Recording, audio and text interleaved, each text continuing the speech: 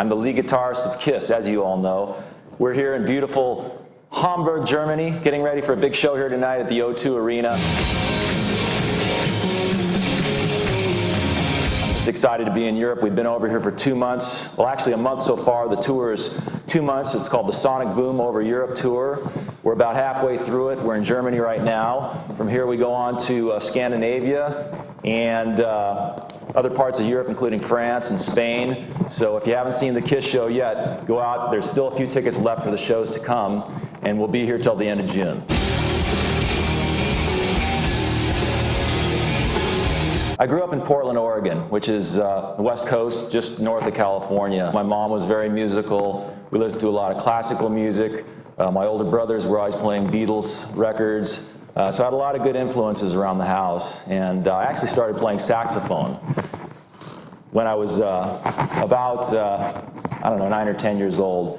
And I played saxophone all through school. But when I was about 13, I picked up a guitar somehow, and I instantly fell in love with it, especially the electric guitar, because the thing that appealed to me is that it looks so cool, you know, when you're playing it. So I started playing guitar more and more, and sooner or later, that completely took over, and the saxophone went by the wayside, even though that was great too. But the guitar took over in my life, and I started getting into bands when I was 14 years old, and it just took off from there.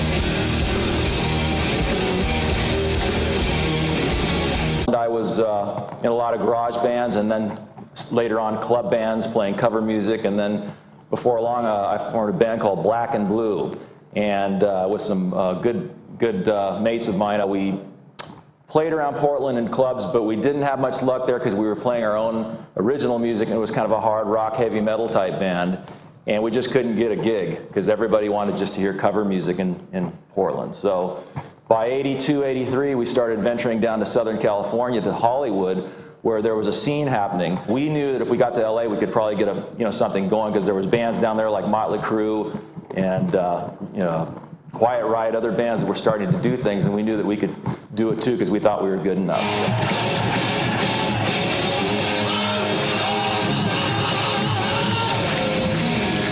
Moved into a seedy house in Hollywood filled with cockroaches. And within 6 months, we had a record deal with a major company, Geffen Records, and it just took off from there. So Black and Blue's first record came out worldwide in 1984.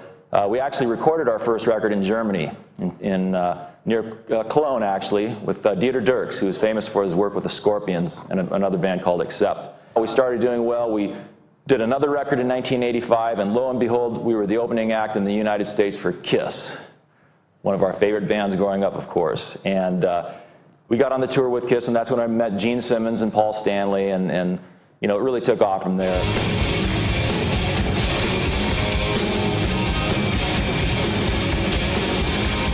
Gene ended up producing a couple of our records. From there, an association began to grow with Gene and Paul. Soon they hired me part-time to work for the KISS organization. So I did all kinds of things behind the scenes, doing videos and editing, and just helping the band out, going on tour, actually rehearsing with the band sometimes, and sound checking, maybe even some recording here and there, because still I played the guitar, of course.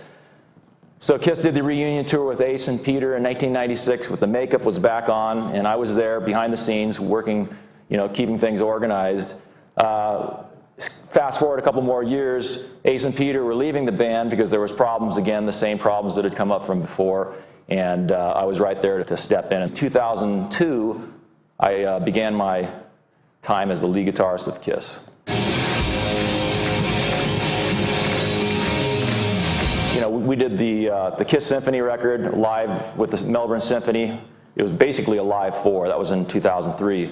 But of course, as you all know, this year, or actually last fall, in 2009, we released Sonic Boom, which is our brand new record that we're so proud of, and the critics have loved it, which is new for KISS, plus the fans obviously love it more than almost any other record. So it's a great record, and we had a great time making it. It was really from the heart. The 4 of us just wrote and recorded the record together. We didn't have any outside influences, no agendas to fulfill with record companies or management people or agents or anything like that. We just did the record that we wanted to do, and that's why it's so pure and so for real.